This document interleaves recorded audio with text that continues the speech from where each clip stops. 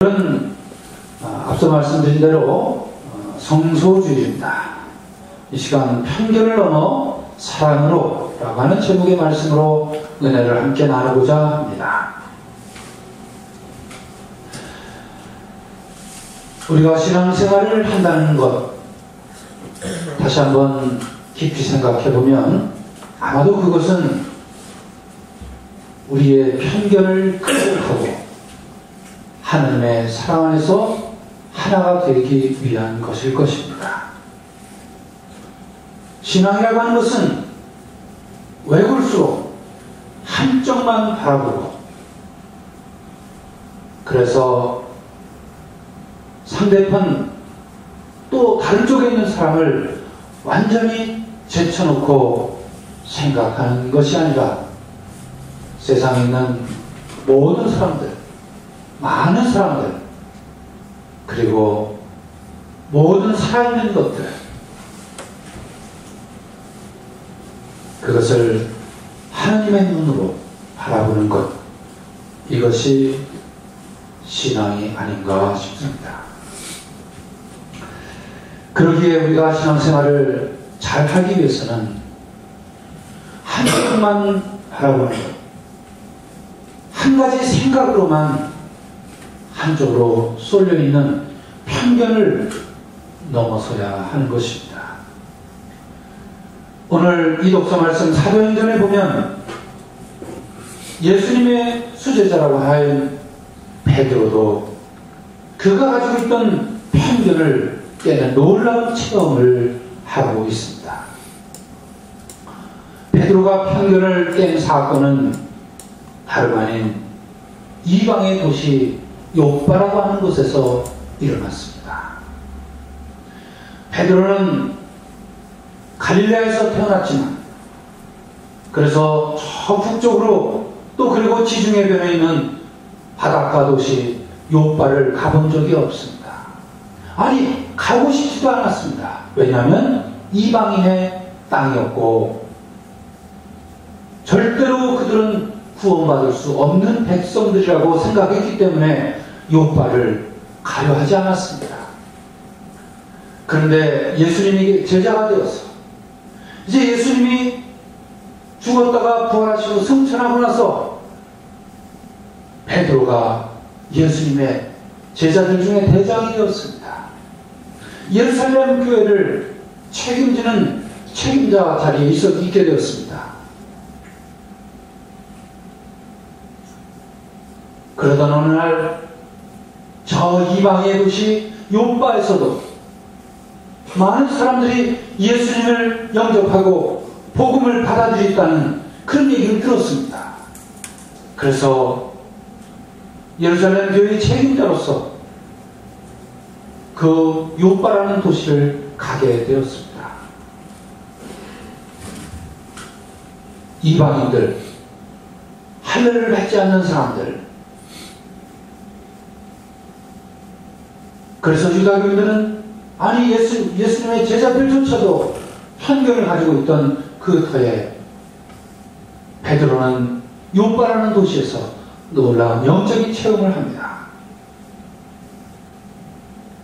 어느 날 환상 같은 체험을 하고 있는데 하늘에서 커다란 보자기가 내려옵니다. 그 보자기 내 구퉁에는 하늘에서부터 끈이 매달려 있고 그 내려오던 커다란 보자기가 바로 베드로의 눈앞에서 멈추었습니다. 거길 들여다보니 그 안에는 네 발 달린 짐승과 산짐승과 길짐승과 하늘을 날아가는 새들이 있었습니다. 그리고는 하늘의 음성이 들려옵니다. 베드로야, 어서 잡아먹어라. 베드로는 대답합니다. 절대로 안 됩니다. 주님, 저는 속된 것이나 더러운 것을 한 번도 입에 대본 적이 없습니다. 그랬습니다. 베드로뿐만 아니라 유다인들은 율법을 지킨다는 사람들은 소위 속되는 짐승, 부정한 짐승은 입에도 되지 않았고 되는 것을 큰 죄를 짓는 것으로 생각을 했기 때문입니다.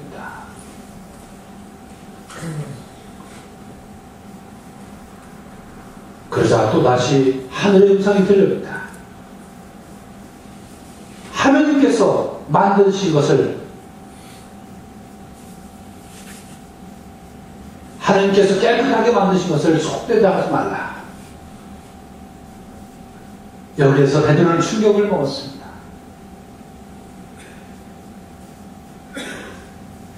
율법의 규정에 따라서 자기는 생각했고 율법을 따라서 여태까지 살아왔고,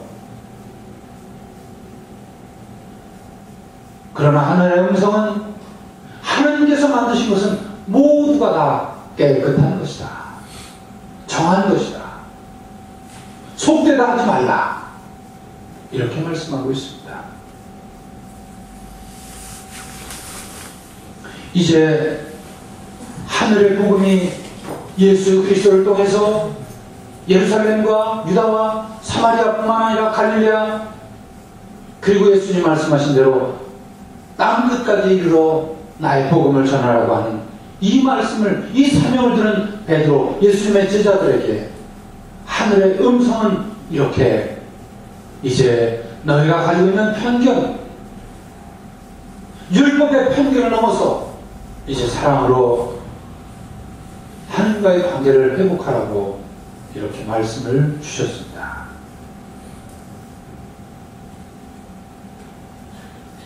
오늘 예수님의 요한복음 말씀을 보면 아주 짧았지요. 간단합니다. 내가 너에게 새 계명을 주겠다. 그래서 주신 계명이 뭐예요? 사랑이라고 하는 계명이었어요. 사랑 계명. 여러분, 사랑이 새 계명이라는 거예요. 여러분, 사랑이 어떻게 새 계명이 될 수 있습니까? 예수님이 계시던 당시, 아니 예수님이 이전, 그러니까 구약시대 때부터 구약 성경을 듣다 보면 사랑이란 말이요, 자그마치 1000번도 더 나옵니다. 1000번. 근데 어떻게 사랑이란 말이 어떻게 새 계명이 될 수가 있을까요?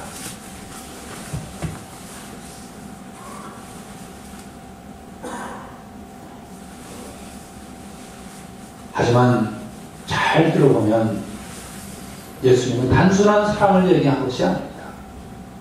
예수님의 새 계명이라고 하는 것은 뭐라고 했어요? 서로 사랑하여라. 서로 사랑하라는 거예요. 서로 사랑. 여러분, 앞에 저 서로라는 말이 빠지면 안 돼요. 서로 사랑하여라. 일방적인 사랑이 아니라 쌍방의 사랑, 양방향의 사랑을 하라는 거예요. 이렇게 얘기하면, 아유, 나도 사랑해요, 우리 식구들. 네, 나도 사랑해요, 우리 친척들. 우리 사촌까지는 그래도 잘 지내고 있어요. 저 팔촌들은 좀 왼수가 졌지만 사촌까지는 잘 지내고 있어요. 뭐 이런 사람도 있고요. 저 사랑해요? 네, 저 친구들 5명 사랑하고 잘 지내고 있습니다. 이런 사람들한테는, 이런 주장을 하는 사람들한테는 예수님의 새 계명은 아마 별 의미가 없을 거예요. 예수님의 새 계명, 서로 사랑하여라. 이것은 관계의 사랑이에요. 사랑할 수 없는 사람까지도 사랑하라는 거예요. 원수까지도 사랑하라는 거예요. 용서를 하되 7번씩 70번이라도 사랑을 용서하라는 거예요. 그런 사랑, 이것이 예수님이 말씀하신 서로 사랑하라는 새 계명입니다. 여러분, 우리는 성경을 읽고 있습니다. 구약 성경, 신약 성경, 그렇죠? 신약 성경을 뉴 테스트먼트라고 해요. 새로운 계명, 새로운 계약이에요. 예수님이 말씀하신 신약이라고 하는, 신약의 말씀은 곧 서로 사랑하라는 계명을 담은 그릇이에요. 이것은 철저하게 관계의 사랑, 공동체의 사랑을 의미하는 것입니다.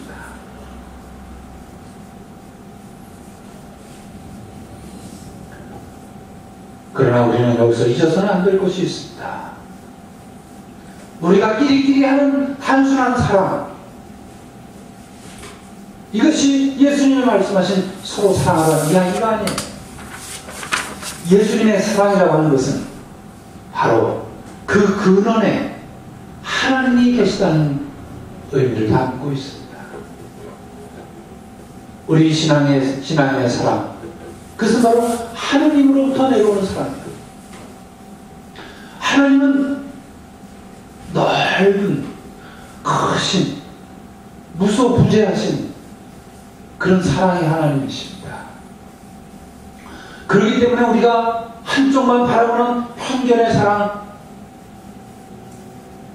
이것을 넘어서는 것을 우리에게 끊임없이 가르치고 계셔요. 우리의 사랑의 근원이신 하나님의 사랑을 받아야만, 하나님의 사랑을 우리가 느껴야만 비로소 예수님의 세 계명 서로 사랑하여라 하는 계명을 우리가 조금이라도 실천할 수 있고 조금이라도 흉내낼 수 있는 것입니다.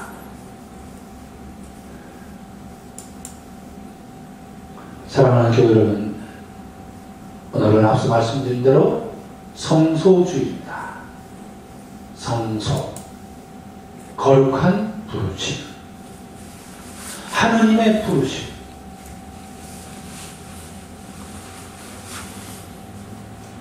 그 부르심을 우리가 다시 한번 새기보는 그런 주일입니다. 하나님의 부르심은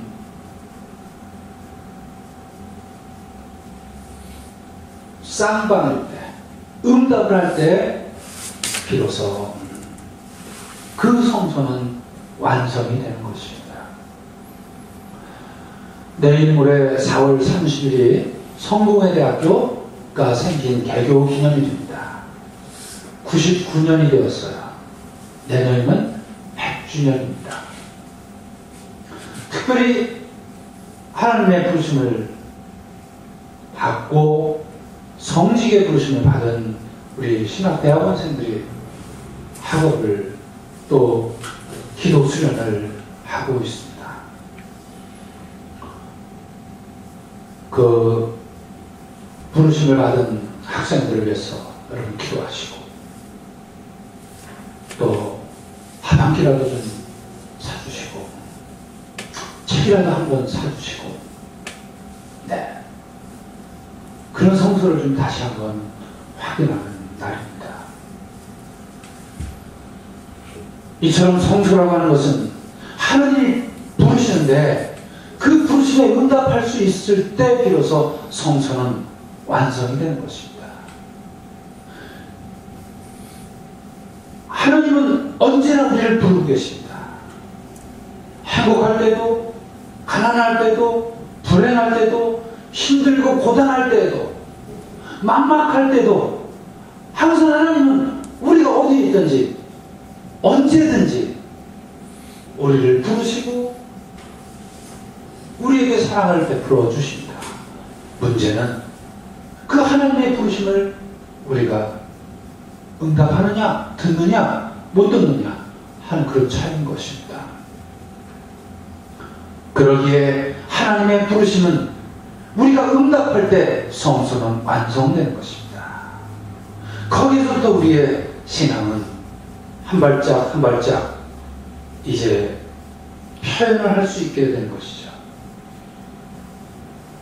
예수께서 말씀하시기를 하나님을 내 마음과 뜻과 목숨을 다해서 사랑하라고 말씀하셨죠. 그리고 나서 주신 말씀이 내 이웃을 내 몸과 같이 사랑하라고 하십니다. 여러분, 이웃사랑의 표현은 바로 봉사나 물질의 나눔이나 아니면 그 사람을 위해서 기도를 해준다든가 위로를 해준다든가 하는 것들로부터 드러나는 것입니다. 그러니까 우리가 부르심을 받은 사람인 것을 다시 한번 확신하고 실천하는 것은 바로 봉사로 또 자선으로 나눔으로 표현이 되는 것입니다. 이제 우리가 가질 수밖에 없는 또 그럴 수밖에 없는 편견의 굴레를 이제는 벗어나야 할 때입니다.